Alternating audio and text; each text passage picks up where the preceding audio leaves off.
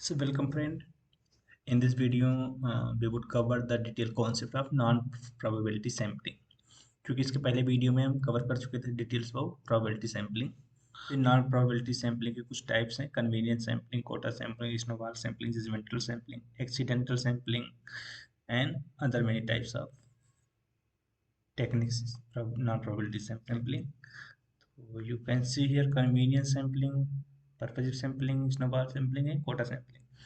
तो हमने बताया था बेसिक जो डिफरेंस होता है probability nine probability sampling techniques में, वो होता है सिलेक्शन ऑफ सैंपल का। जो सैंपल का सिलेक्शन करते हैं, अगर हम follow the random method to select the sample, then it's come under probabilities, and when we does not follow the random method while selecting the sample, it's would come under non probability sampling. जब आप randomisation method follow करते हैं sample selection के लिए, तो मतलब there is equal chance to chosen of every item. जितने भी आइटम है सैंपल हैं, उसमें जो सभी के सिलेक्ट होने के चांस इक्वल रहते हैं. तो it is a scientific method, objective method to select the sample. जबकि नॉन रेंडमाइजेशन मेथड में सभी के चांस इक्वल नहीं होते हैं सिलेक्ट होने के लिए. तो देखते हैं डिटेल में से. First is accidental. It is also called convenience sampling. कि आप कहीं जा रहे हैं रास्ते में, तो आपको मिल गया कि चलो लोग सफ़र कर रहे हैं ट्रेन में, चलो हम यहीं से कोई सैम्पलिंग ले लें, कोई स्टडी करना स्टार्ट करते हैं जो भी लोग बैठे हैं. ठीक है, तो normally it is the convenience sampling. आप अपने कन्वीनियंस के अकॉर्डिंग वहाँ पर डेटा कलेक्ट किए या सैंपल्स सिलेक्ट किए. तो it is a quick method and easy method. बहुत इजी होती है क्योंकि आप अपने अकॉर्डिंग, अपने कन्वीनियंस के अकॉर्डिंग सैंपल को सिलेक्ट करते हैं. सब्जेक्टिव मेथड काफ़ी होती है, इस वजह से it will not yield result that can be applied to a broader population. It's often use in qualitative and medical research studies. क्योंकि उसमें जो हमारे सैंपल होते हैं बहुत कम पाए जाते हैं. पता लगा कि पर्टिकुलर केस है, तो आपको उसी केस का स्टडी करना पड़ेगा पर्टिकुलर लोकेशन पे ही जाके. क्योंकि आपके पास बहुत ज़्यादा चॉइस नहीं होते हैं सैंपल को सिलेक्ट करने का, तो आप कहाँ से रैंडमाइज करोगे. Next is purposive sampling. It refers to intentionally selecting participant based on their characteristic, knowledge, experience or some other criteria. Whereas convenience sampling involve the recruiting involved primarily because of the available willing to easy access contact in practical level. आप easy जिन्हें समझते हो particular characteristic के base पे, knowledge के experience के base पे, जो भी क्राइटेरिया आप लगाते हो अपने अकॉर्डिंग विद पर्पज आप क्राइटेरिया लगाते हो, जाके उस पॉपुलेशन में या उस आइटम से सैंपल को सिलेक्ट करते हो या डेटा फिल करवाते हो. That is simple the purpose sampling. Next is snowball sampling. It works by recruiting some sample members who in turn recruit people they know to join a sample. Means आपने एक को पकड़ा fill करवाने के लिए अपना डेटा, फिर उसने बताया कि आप उससे रिफिल करवा लो, उसके थ्रू फिर और कहेंगे, ऐसे चैनिंग सैम्पलिंग जो चलती रहती है. It is the snowball sampling. You can C in the image. एक डेटा है, एक पर्सन से रिस्पॉन्डेंट, उसने दूसरे को बताया, उसी ने तीसरे को बताया, उसी ने चौथे को बताया, चौथे ने पांचवे को बताया, ऐसे करके हमारा पूरा डेटा कलेक्शन हो जाता है. And it snowball sampling is best used in the following cases. It is best use if there is no sampling frame available. हमारे पास जो भी डेटा है उसका कोई सैम्पलिंग फ्रेम नहीं अवेलेबल है. जैसे कोई रेयर डिसीज हो गई, तो रेयर डिसीज नॉर्मल पॉपुलेशन में नहीं पाया जाता क्योंकि रेयरली चीज़ें हैं. तो वहाँ पर हम एक के थ्रू दूसरे सैंपल के पास पहुँचेंगे. So most use in medical sector. या कोई सपोज दैट किसी को स्किज़ोफ्रेनिया है या किसी का एक्स्ट्रा मैरिटल अफेयर है, तो नॉर्मली नहीं मिलता. या सपोज दैट किसी को स्किज़ोफ्रेनिया है, तो हम रेफरेंस के थ्रू ही एक से दूसरे के पास पहुंचते हैं, डेटा कलेक्ट करते हैं. नेक्स्ट इज जजमेंटल सैम्पलिंग और पर्पजिव सैम्पलिंग, जो हम पहले भी डिस्कस कर चुके हैं. इसमें एक पर्पस के थ्रू एक जजमेंट के थ्रू तो रिसर्चर होता है, वो खुद एक डिसीजन लेता है कि उसके क्राइटेरिया को, जो भी उसने स्टडी करना है जिस भी पॉपुलेशन पे, वो क्राइटेरिया फॉलो कर रहे हैं, तो वो विद पर्पज उनके पास जाएगा फिल करवाने. Suppose that a purposive sample में include only PhD candidate in a specific subject matter.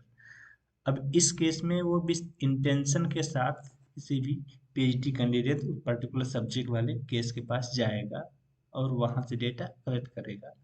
तो it is the purposive, also called judgmental sampling. तो you can see here actually इसके कुछ फायदे भी होते हैं, जैसे purposive sampling gives us the freedom to decide what data point to include in a sample and do in-depth analysis। क्योंकि आप पर्टिकुलर पर्पस से सैंपल सेलेक्ट करते हैं तो वहाँ थोड़ा डेप्थ एनालिसिस हो जाती है। It is the properties of purposive sampling technique, and purposive sampling is common in qualitative research and mixed method research, and it is particularly useful if you need to find information rich in cases or make the most out of limited resources। जब आपके पास बहुत सारी resources नहीं है, option नहीं है, उस case में आप पर्पजिव सैम्पलिंग यूज करते हैं। Basically non probability sampling technique ही वहीं यूज की जाती है जहां आपके पास रेंडमाइजेशन करने के लिए ऑप्शन ना बचे। आप यहाँ देख सकते हो कि पर्पजिव सैम्पलिंग मीन्स यहाँ कई सारे लोग सैंपल रिस्पॉन्डेंट्स हैं, इनमें से किसी एक रिस्पॉन्डेंट्स को पिकअप किया और उन्हीं की हमें डेप्थ एनालिसिस करनी है, स्टडी करनी है। तो with the purpose we have picked a particular item. Next is quota sampling. Quota sampling और स्ट्रेटिफाइड सैम्पलिंग दोनों लगभग सेम ही है। स्ट्रेटिफाइड सैम्पलिंग प्रोबेबिलिटी सैम्पलिंग की कैटेगरी में आता है and quota sampling come under non probability sampling technique. क्योंकि स्ट्रेटिफाइड सैम्पलिंग में हम क्या करते हैं, उसमें भी स्ट्रेटा में डिवाइड करते हैं पॉपुलेशन में, और कोटा में भी हम पॉपुलेशन को स्ट्रेटा में डिवाइड करते हैं। लेकिन कोटा में परसेंट के बेस पे डिवाइड करके जो उनका कोटा होता है वहां से हम सिलेक्ट कर लेते हैं नॉर्मली सैंपल को। जबकि स्ट्रेटिफाइड सैम्पलिंग में हम एक रेंडमाइज मेथड अप्लाई करते हैं, उसके थ्रू डेटा को सिलेक्ट करते हैं। That's why that's come under probability sampling and this come under non probability sampling technique. And quota sampling is ideal for when you want to focus on particular group, and quota sampling allows you concentrate to certainty within a particular subgroup। आप you can see here, इससे group है, इसके भी कई सारे strata बने हैं, stratum 1 2 3 4 करके।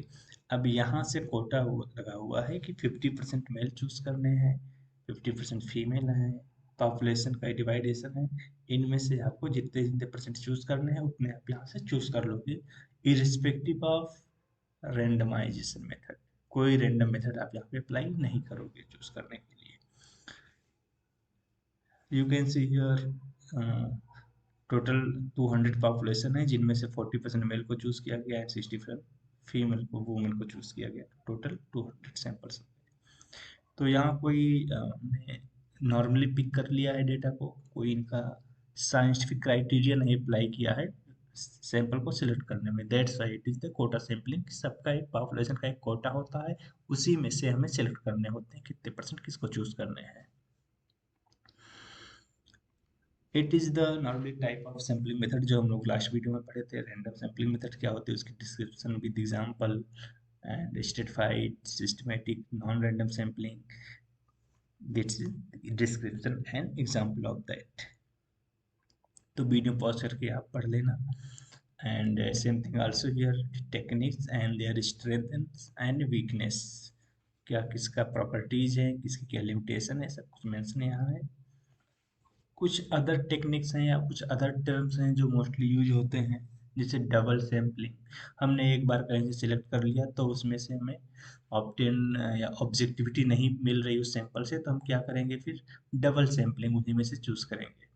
For example, an investigator randomly draws a sample of 100 out of 1000। तो from this 100 sample he again randomly draws 30 sample for the further study. मतलब हमने पहले 1000 पॉपुलेशन में से 100 को सिलेक्ट किया, फिर उस 100 में से 30 को सिलेक्ट किया, 30 सैंपल्स पे हम डेटा एनालिसिस करेंगे। तो it is the example of double sampling. Next is saturation and dense sampling technique. तो saturation sampling means suppose that drawing all the physician having at least the age of 45। एक particular small community में आप सभी physician को include कर लेते हो जिनकी एज कम से कम 45 ही क्राइटेरिया लगा के आप सैम्पलिंग कर लेते हो। Second is dense sampling. Dense sampling में if the researcher select the 500 to 600 student from the population of 1000 it will be constitute dense sampling. Means अच्छी खासी सैंपल आप सिलेक्ट कर रहे हो, जितना भी पॉपुलेशन है उसके प्रोपोर्शन नियर अबाउट 50% से ज़्यादा पॉपुलेशन को आप ले रहे हो, अच्छी रिप्रेजेंटेशन है, स्ट्रेंथ है आपकी सैंपल। तो it's the example of dense sampling. Above both type of sampling are applicable where n of the population does not exceed 100। ये दोनों saturation वर्सेस डेथ सैंपलिंग दोनों एप्लीकेबल वहाँ हैं जहाँ पर आपकी जो पॉपुलेशन है वो 100 से ज़्यादा ना हो। अब this is also types purpose of the study and probability sampling. आपकी क्या स्टडी की क्या पर्पज है, तो आप कौन सी मेथड यूज करोगे, दैट्स ऑल मेंशन हियर।